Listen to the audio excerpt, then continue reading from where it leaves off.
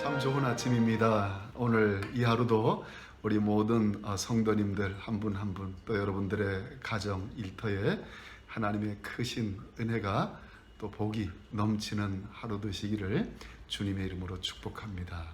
오늘 우리들이 함께 나눌 말씀은 마가복음 8장 27절에서 9장 1절까지 말씀입니다. 제가 성경 읽겠습니다. 예수와 제자들이 빌립보 가이사랴 여러 마을로 나가실새 길에서 제자들에게 물어 이르시되 사람들이 나를 누구라고 하느냐? 제자들이 여짜와 이르되 세례 요한이라 하고 더러는 엘리야 더러는 선지자 중에 하나라 하나이다. 또 물으시되 너희는 나를 누구라 하느냐? 베드로가 대답하여 이르시되 주는 그리스도 신이이다 하매 이에 자기의 이를 아무에게도 말하지 말라 경고하시고 인자가 많은 고난을 받고 장로들과 대제사장들과 서기관들에게 버림받아 죽임을 당하고 사흘 만에 살아나야 할 것을 비로소 그들에게 가르치시되 드러내놓고 이 말씀을 하시니 베드로가 예수를 붙들고 항변하매 예수께서 돌이키사 제자들을 보시며 베드로를 꾸짖어 이르시되 사탄아 내 뒤로 물러가라. 내가 하나님의 일을 생각하지 아니하고 도리어 사람의 일을 생각하는도다 하시고 무리와 제자들을 불러 이르시되 누구든지 나를 따라오려거든 자기를 부인하고 자기 십자가를 지고 나를 따를 것이니라.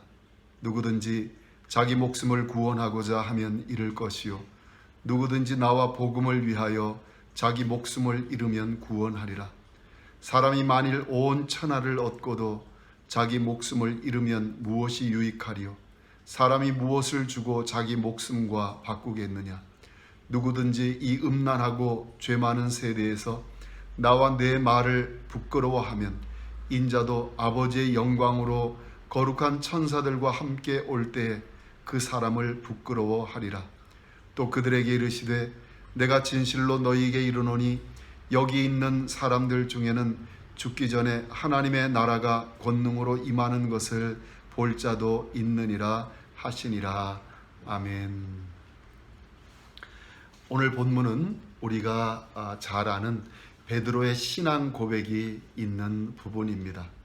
이 신앙 고백은 두 개의 상반된 영광 사이에서 이루어지는 것을 오늘 성경을 보면 알 수 있습니다. 본문은 첫 절인 27절에 빌립보 가이사랴라는 지명이 거기에 나옵니다. 이곳은 로마 제국의 영광과 화려함을 그대로 보여주는 도시였습니다. 또 오늘 본문의 마지막 구절인 9장 1절에 보면 하나님의 나라가 권능으로 임하는 것이라는 표현이 있습니다. 하나님의 나라의 영광을 말하고 있습니다. 이 두 영광 사이에서 예수님은 제자들에게 어느 영광을 택할 것인가를 묻고 계시는 것입니다. 빌립보 가이사랴는 분봉왕 헤롯 빌립이 건설한 도시입니다. 빌립은 헤롯 대왕의 아들로 헤롯 대왕이 다스리던 그 영토가 4개로 나누어졌고 그 4부분 중에 한 부분을 다스리는 분봉왕이 되었습니다.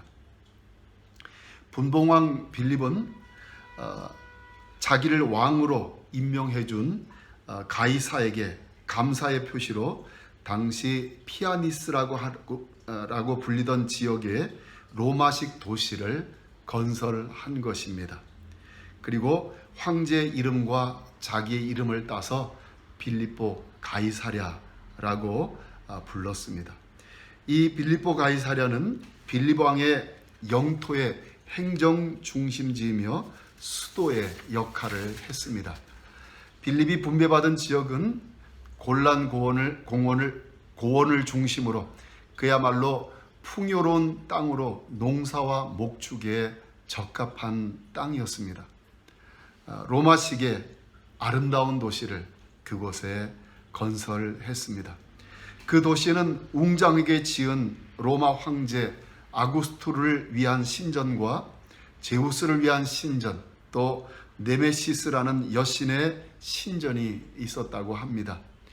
이 웅장하고도 아름다운 로마식 도시와 주변을 감싸는 아름다운 풍경이 즐비한 곳에서 예수님은 제자들에게 물으신 것입니다.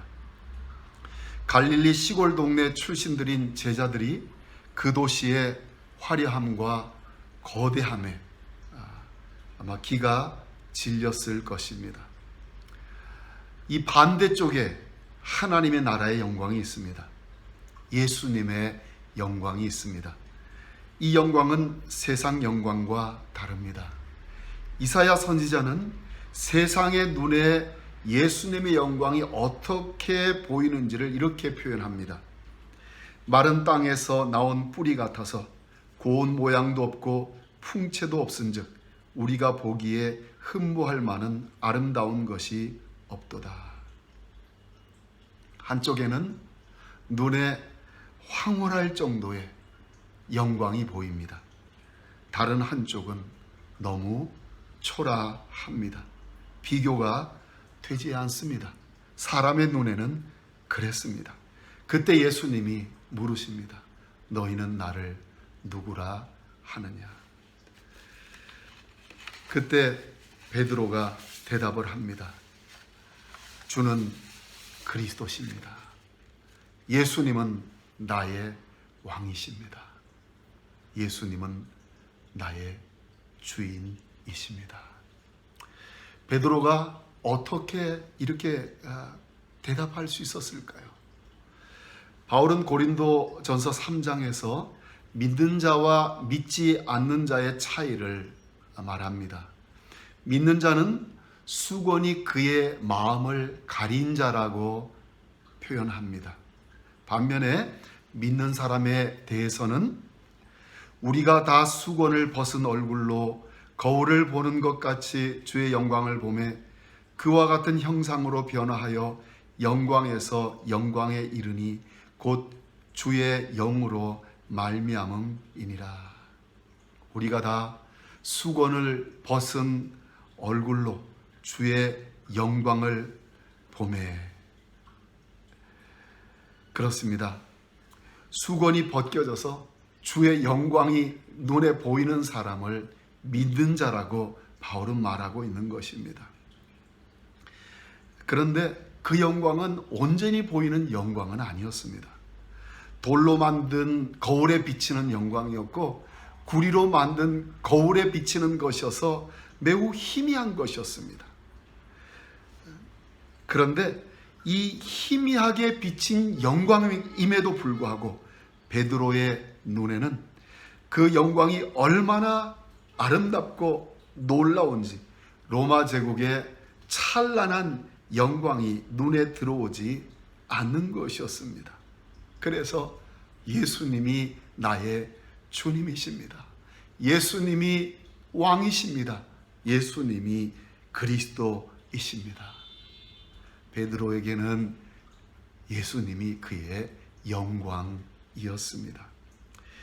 이렇게 주님의 영광을 본 사람들은 예수님이 말씀하시는 길을 걸어갈 수 있습니다. 로마의 영광보다 예수님의 영광이 눈에 들어오는 사람들은 예수님을 따르게 됩니다.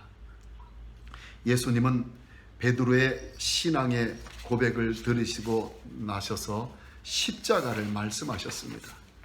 인자가 많은 고난을 받고 장로들과 대제사장들과 서기관들에게 버림받아 죽음을 당하고 사흘 만에 살아나리라 말씀하셨습니다.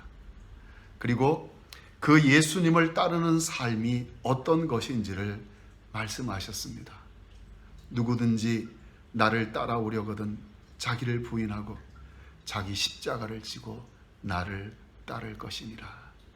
그렇습니다. 빌립보 가이사랴의 웅장함과 거대함과 화려함 앞에서 예수님의 영광의 빛이 눈에 부시도록 그 영광을 본 사람만이 갈 수 있는 길입니다. 여러분, 오늘 이 아침에 주님께서 여러분과 저에게 묻고 계십니다. 너희는 나를 누구라 하느냐? 베드로의 신앙 고백이 여러분과 저의 고백이 되기를 바랍니다. 그리고 주님이 말씀하신 것처럼 예수 그리스도의 그 영광이 우리 눈에 너무나 찬란하기 때문에 날마다 우리 자신들을 부인하고 우리의 십자가를 지고 주님을 따르는 그 삶을 살아가는 우리 모두가 되도록 하나님께서 우리에게 복 주시기를 주님의 이름으로 축원드립니다. 기도하겠습니다. 살아계신 아버지 하나님, 감사합니다. 예수 그리스도를 믿는 이 귀한 믿음을 주심을 감사합니다. 우리의 마음의 눈에 예수님의 찬란한 영광이 보이게 하심을 감사합니다. 주님, 우리들의 눈을 더욱더 밝히셔서 예수님의 영광이 더 아름답게, 더 빛나게 보이게 하여 주옵소서. 그래서 세상의 영광이 우리 눈에 들어오지 않게 하여 주옵소서. 그래서 우리로 예수님을 따르게 하여 주옵소서. 날마다 우리 자신을 부인하고 우리의 십자가를 지고 예수 그리스도를 따르게 하여 주옵소서. 이 영광스러운 신앙의 삶을 살게 하여 주옵소서. 예수님 이름으로 기도드리옵나이다. 아멘.